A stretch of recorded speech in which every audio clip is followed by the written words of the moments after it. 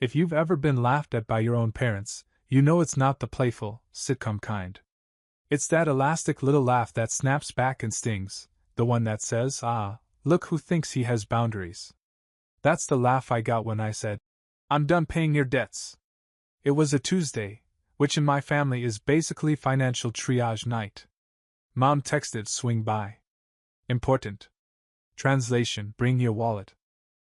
I came straight from my night shift, still smelling like forklift exhaust and despair-flavored cardboard, and walked into a kitchen table laid out like a crime scene, overdue notices, pink slips, and a calculator older than the moon. "Landon," Mom began, tapping the fattest envelope. "The electric is behind, the water's due, and your father's." "No," I said. Dad blinked like I'd spoken in dolphin. "No? No. I'm done.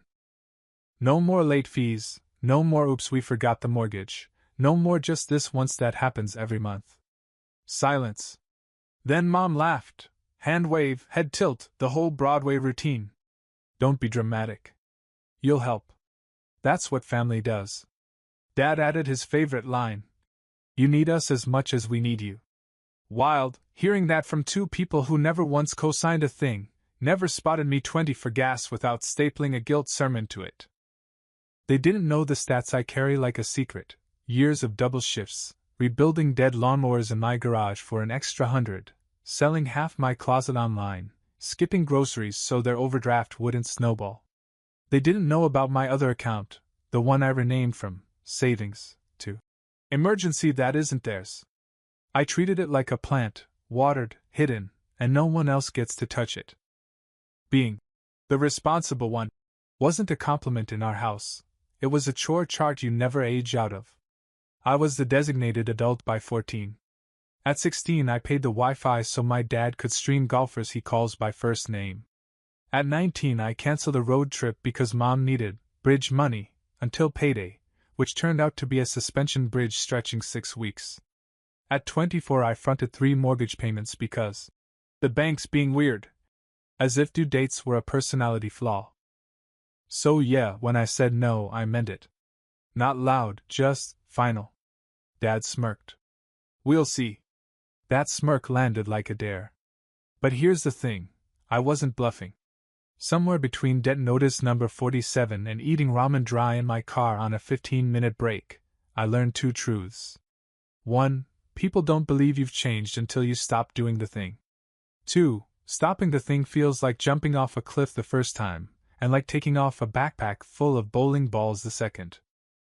I looked around our kitchen, the magnet calendar with birthdays I'm supposed to fund, the junk drawer with 6 expired checkbooks, the plant I keep alive because no one else remembers to. I felt that old, familiar cocktail of love and exhaustion slosh in my chest, and beneath it, something steadier. Relief. I wasn't hating them. I was choosing me. Mom tried once more, softer. "Sweetheart, your father's blood pressure. He can drink water and open his mail," I said, and even I was surprised by how calm I sounded. "I love you. I'm not your bank." We stared at each other across a table of debts I didn't make. Dad's jaw worked. Mom's laugh died. For the first time in years, the room belonged to the person paying for nothing. I left before the speeches started. Drove home with the windows down, heart banging like a loose dryer. I put my phone on Do Not Disturb and fell asleep to an unfamiliar sound, silence that didn't feel like punishment. They didn't text that night. The next day I got a meme from my sister of a cat holding a knife, classic family diplomacy, but otherwise quiet. Part of me hoped they'd surprise me, get a budget app, stop treating due dates like urban legends. Another part knew better. Exactly 1 month later to the day, my phone lit up, urgent. "Call us. House in trouble. Need $6,000 today." I didn't call back. I opened my files. And that's when this story really started writing itself. The first week after my phone discovered a new species of silence. Not the cold, cut you off kind, more like the house after a dropped plate, everyone listening to see who moves first. I moved first, but not toward them. I did 3 boring, adult things I'd put off for years: froze my credit like leftover soup, removed myself as an authorized user from Dad's points card. Points equals the right to get yelled at about balances I didn't spend, and killed the last ghost autopay with my name on it, an ancient, temporary, utilities thing I forgot permanently. It wasn't fireworks. It was just like taking off a wet sweatshirt I didn't realize was weighing me down. Day 5, Mom texted a recipe video like nothing happened. Sheet pan gnocchi, so easy. Day 8, my sister sent a reel of a dog on a scooter. Day 10, Dad forwarded an article titled, "Kids these days are soft," which he probably meant for his buddies named Ron. I did not engage.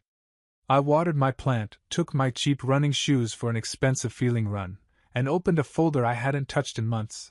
House, parents. Yes, I had a folder.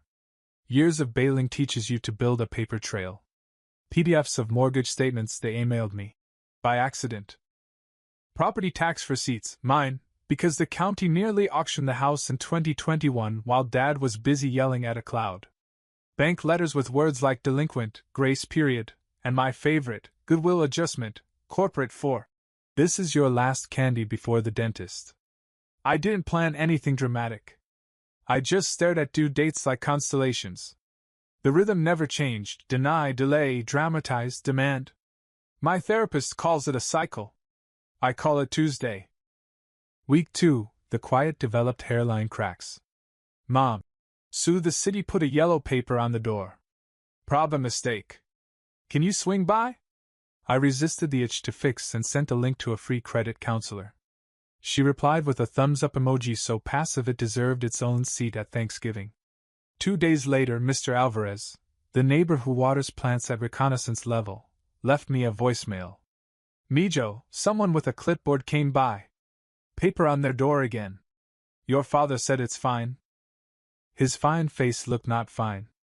I drove by that night and stayed in the car. The yellow paper wasn't a bomb, not yet, just a reminder of past due utility with a number that would be funny if it weren't attached to running water. The porch light was out. I'd replaced that bulb twice last year. My hands twitched. I went home, sat on the floor, typed a message, deleted it, typed another, deleted that. Boundaries aren't doors, they're daily decisions. By day 14, the quiet felt like a truce everyone was losing. I ate pasta over the sink, added 2 receipts to the folder, and told myself, out loud, "You're not the rope in their tug-of-war anymore." My voice sounded steadier than I felt. Then I set my phone face down and slept through the night for the first time in weeks. Week 3, Dad broke the quiet with a classic opener. Be reasonable. People only say that right before asking you to be unreasonable. 10 minutes later, my sister called. Okay. They're freaking out, she whispered. The bank called. Not foreclosure, like the spice before foreclosure. What's the spicy word? Default? Yeah. That. Very spicy. Did they get a reinstatement letter? Sounds like something at a spa. Tell them to forward any mail. I'm not sending money. If we're talking facts. She sighed. Mom's, and if we don't open it, it isn't real mode. Tell her envelopes are not wild animals. Day 24, an email slid in from Norripley at Trustee Services with a subject line that tasted like metal, notice of default recorded. There it was, plain as a stop sign. Not a house fire, smoke in the walls. The arrears looked suspiciously like 6,000 and change. I didn't call them. I called Ari. Ari works at a title company where the air smells like toner and quiet competence. We met when I was paying their delinquent property taxes and needed to make sure the county didn't have us on a frequent flyers list. She's the kind of person who can make a spreadsheet feel like a hug. I forwarded the notice. Can you pull chain of title and open a file? I think the servicer changed and they're in pre-foreclosure. You think or you know? Both. Also betting there's a tiny HOA lien. They hate mowing. She whistled. Love a layered mess. An hour later, a tidy PDF parade, current lender, yep, it switched last spring, deed of trust details, mini HOA slap, property taxes current, you're welcome, a reinstatement path that looks simple on paper and very not simple in my parents' emotional economy. You could reinstate, Ari said carefully. 6-ish grand plus fees buys 60 to 90 days. 60 to 90 days until the same conversation. I rubbed my forehead. What if they don't reinstate? Timeline depends on state and trustee. Could be months. Faster if they ignore notices. They will absolutely ignore notices. Ari paused. You okay? I'm weirdly calm. I hate that the house is on the line. I also hate being the rope. Then don't be the rope, she said. Be the person reading the rulebook. Week 4. The siren. Mom called at 7:12 a.m., the time slot traditionally reserved for hospitals and panic. I let it ring, breathed twice, answered. Her voice lived in the cry-laugh place. We need 6,000 today. Today. They're going to accelerate, that was the word. Your father is white as cottage cheese. Dad in the background. Tell him this is why families exist. I waited 5 beats, let the old circuitry spark and die. Forward me the letter, I said. Top to bottom. Every page. Landon, honey, there isn't time. It's just 6. You have that. In your little rainy day. I pictured that other account, renamed twice, grown leaf by patient leaf. The storm it was built for had finally arrived, and it wasn't theirs. Send the letter. I repeated. Numbers, not feelings. 10 minutes later, my phone lit with skewed photos taken at funhouse angles. I rotated like a DJ. There it was, the exact reinstatement amount down to pennies, red stamp. If not cured by this date, trustee may proceed. Thank you. I texted. I'm not transferring money to you. If anything happens, it goes through the trustee. 3 dots. Then, why are you punishing us? God, that line. I used to swallow it whole. Now I could label it and set it down. I'm not punishing you, I wrote. I'm refusing the pattern. Dad called, skipping hello? You will give us $6,000 today. You owe us your life. No, I said, and the words slid into the right lock. I owe you honesty. If I help, it will end the cycle, not feed it. Speak English. He snapped. I am, I said. You just don't like the translation. I hung up, shaking, but the new muscle kind. I reopened Ari's email. Opened a blank note. Wrote one line I never thought I'd write. There's another way. Back to Ari. Hypothetical. Hit me. If someone wanted to stop the bleeding by changing who holds the wound, what would that look like? She thought. Options: cure the default directly with the trustee and build guardrails. Buy a small lien to gain leverage. Or read the rulebook. I finished. Exactly. And don't try to be a hero in a day. I won't, I said, meaning it. One right thing at a time. At noon, Mom. Please. They'll pause if we show intent. Send anything. $500? 1203, Dad. You're cruel. 1205, my sister. I hate group chats. Accidental truth. 1220, I emailed the trustee for exact figures and wiring instructions. No middlemen, no. We'll pay it tomorrow. Black hole. 1242, they replied. Real numbers, real dates, real consequences. Siren quieter in black ink. I didn't wire a cent that day. I made a list. Ate a sandwich. Took a walk because my nervous system runs on 1990s hardware and needs reboots. Then I set 2 reminders, one on the cure date, one 2 weeks earlier, labeled. Pick a door that doesn't lead back to the same room. Dad texted at dusk. Last chance.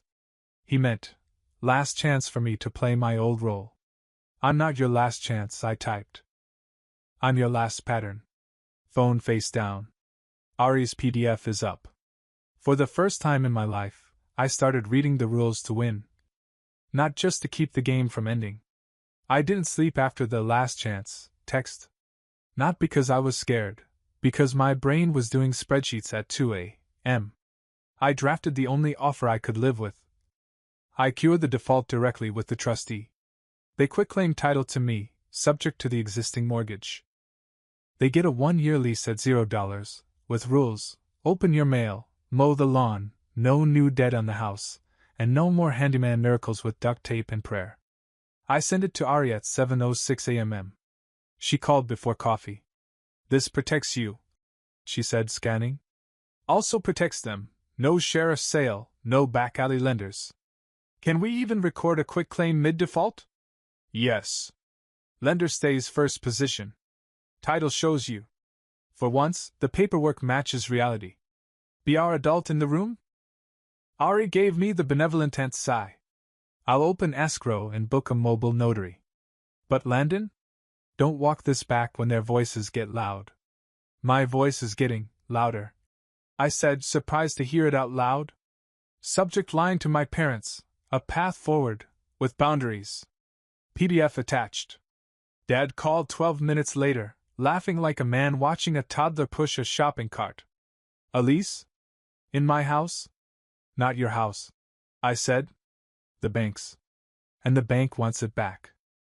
Mom slid in fast. Skip the drama. Just send the 6. If I send the 6, we do this again in October. I said. If we sign, I can stabilize it. You might actually sleep. Silence. My therapist calls it tolerating the gap. I call it not auditioning to be the hero. Finally, Mom whispered, Your father says absolutely not. Then my answer is absolutely no. I said. I don't fund fires. We entered the stalemate era. Mom texted photos of red-stamped envelopes as if new angles would change the math. Dad posted a Facebook screed about ungrateful children. My sister texted, Mom tried to Venmo me $6,000 titled groceries. I blocked them on Venmo and felt like a cybersecurity analyst with a grudge. That night I reread Ari's draft. It was clean, almost kind. My wire goes to the trustee. Title transfers to me. They get a written lease with house rules simple enough to survive our family. I added one more, call a professional before touching the water heater. We have history. Day 3, the phone rang. Mom's voice was small, like it had to pass through a keyhole. We'll sign, she said. Your father is resting. Resting is our family word for sulking with a side of sports radio. Ari moved like weather. She opened escrow, sent wire instructions, added a bulleted sign here /initial there /don't doodle cover sheet, and scheduled the mobile notary for tomorrow at 2 p.m. She CC'd the recorder clerk she calls. Fast fingers, no attitude. That evening I drove by the house. The porch light was on, the mail was not. Same as always, hope glowing, problems unopened. I sat in the car and let the new shape of things settle. This wasn't rescuing, it was restructuring. If they didn't sign, we were done. If they did, we'd have rules. Either way, I wasn't paying with my peace anymore. At 8:41 p.m., Dad texted, We aren't tenants. I typed, deleted, typed again, and finally sent, Your parents, not lenders. That's why we need paper. No reply. Good. Let the gap breathe. The next morning Mom asked if she should dress nice for the notary. I said, dress like someone who reads their mail. Too sharp, maybe, but it landed. When I pulled up at 2, the kitchen table was wiped, a pen sat on a folded napkin, and the stack of unopened envelopes had finally been slit open. Progress in our dialect. The notary's black bag hit the chair like a gavel. We were really doing this. The mobile notary had the calm of someone who's seen peak family weird at kitchen tables. Mom wore sunglasses indoors, our clan's version of litigation privilege. Dad hovered until the word lease appeared, then went outside to deliver a driveway monologue about tyranny to the birdbath. Signature here, sir, the notary said when he returned. It's a sham, Dad announced. Initial here too, sir. He initialed with the flourish of a man autographing a fan's cast. By 2:40 p.m., the ink was dry. Ari filed the quitclaim deed and the lease, then pinged me, recording in queue. I wired the exact arrears directly to the trustee, no family middlemen. At 4:22, reinstatement posted. At 4:37, Ari's email with 3 attachments and 1 word, recorded, my name printed where the county keeps its truth. I didn't gloat. I saved the deed in a folder called Sanity, then took myself for tacos I didn't have to justify to a budget that wasn't mine. When Dad called at 8:11, I let it ring twice. "So, you finally helped," he said. "I didn't help," I said. "I changed the structure. Semantics. Foundations." We let that sit. It felt like putting a bookshelf against the wall that used to tilt. The next week was quiet in that fragile way fresh snow is quiet. Dad stomped like floorboards had betrayed him. Mom watered her fake fiddle leaf with the intensity of a triage nurse. My sister sent a raccoon meme wearing a tiny landlord hat. "Is this you now?" I laughed, and put water heater on a watch list. Day 28 arrived right on panic o'clock. Mom called, breathless. "It's today. If we don't pay $6,000 today, they'll take the house. Please, check your email," I said. 5 minutes ago. Fumbling. Paper app sounds. A tiny squeak. My mother's sound for reality just blinked first. "I see a PDF. What is this?" "The deed," I said, soft but steady. "Read who owns it now." Silence, then a small, honest, "Oh." "The second attachment is the trustee's paid receipt. No sale today. No sale if we follow the rules." Dad took the phone. "What did you do?" "Something gradual," I said. "And legal. Welcome to the lease era. I'll swing by tomorrow with printed copies. House rules are page 2. Bring a pen that writes." I hung up and let my heart beat slow until it stopped sounding like a woodpecker. For the first time, this ground felt level, not because I won, but because the rules weren't implied anymore, they were written. Ari texted, "Proud of you. Boundaries are maintenance. Call me before they improve." The water heater. I sent her a screenshot of the county stamp. "This house finally has an adult." I didn't mean me alone. I meant the version of me who doesn't pay with his peace. That night I sat in my car across from the porch where they once laughed when I said, "I'm never paying your debts again." Same light. New map. I thought about every time I tried to be the blanket over their fires, then watched the sparks crawl back under the door. Not this time. The extinguisher has a label. So does the door. Inside, the printer word. Outside, the crickets tuned up. Between them, a deed with my name spelled right, and a lease with rules simple enough to save a family that keeps mistaking urgency for truth. Tomorrow I'd tape a copy of the "No DIY plumbing" clause to the water heater. Call it superstition. I call it faith with a staple. The first month under the lease felt like living on a freshly mopped floor. Same house, new squeak. I taped house rules to the fridge. 1. Open mail the day it arrives. 2. Text a photo of any leak before touching a wrench. 3. No new debts tied to the address. 4. Thermostat wars are settled by the bill. Mom read them like scripture. Dad tried to slide the paper aside. I slid it back. I hired a real plumber to replace the water heater hoses Dad once reinforced with zip ties and faith. He hovered behind the pro. "I've been doing this since before you were born," he told him. The plumber pointed at scorched insulation. "And yet, here we are." Ari checked in with lawyerly cheer. "Compliance?" she asked. I defined mine: bills paid on time, no secret loans, no accidental refinance attempts. She filed a soft alert on the title anyway. Week 2, Mrs. Patel waved me over with a rake. "Your dad says you're babysitting the deed." "Lifeguard," I said. She sent samosas. For the stress. I ate 3 in the car and called that dinner and self-care. At night, the house stopped sounding like a threat and started sounding like my childhood, but kinder. Same porch light, different story. I'd stand under it and remember the kid version of me trying to fix things with straight A's and silence. Now I went inside to check the mailbox was empty and the sink wasn't full of tools. Dad kept testing doorknobs on the new boundaries. "What if I mow at 9 p.m.? The air is better." "It's a HOA violation and a cry for help," I said. He grunted, but the mower started at 5 the next day like it, too, could read the lease. Mom surprised me with an envelope marked opened. Inside were 3 bills, all stamp paid with confirmation numbers. She'd written the codes on a sticky note the way she used to label our lunch bags. "If I do this every Friday, will you stop looking so tired?" she asked. That one landed in my ribcage. "If you do this every Friday," I said, "we both might sleep."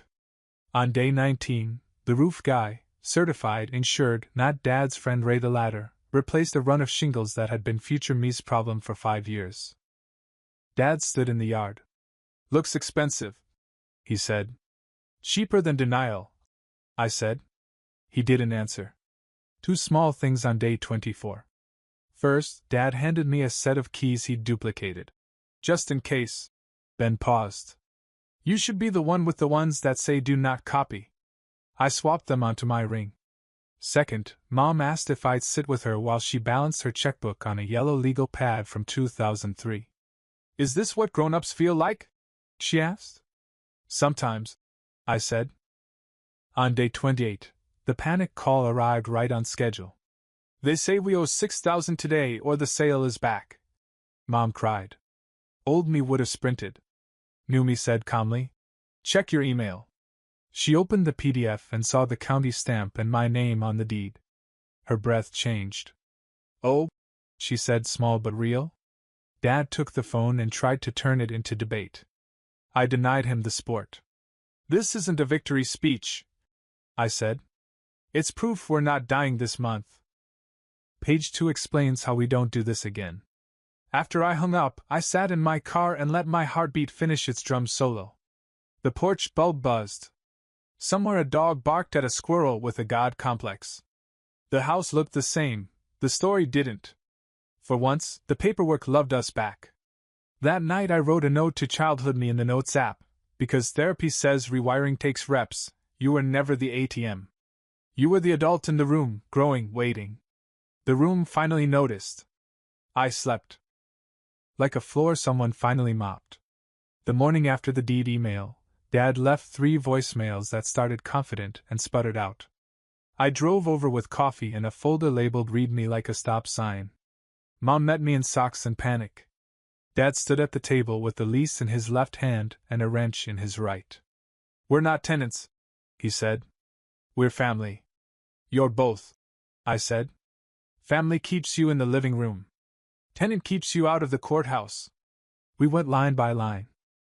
I translated legal into human. Automatic rent became "the house gets paid like a light bill." Maintenance authorization became "no more Ray the Ladder." Insurance rider became "if lightning kisses the roof, we don't flirt back." Dad's shoulders dropped. "So we can stay. You can stay. We just can't drift." On Mom's phone I set up a porch light, account and linked the payments: mortgage, now mine, utilities, insurance. She tapped each confirmation. "I didn't know where to put the money before," she said.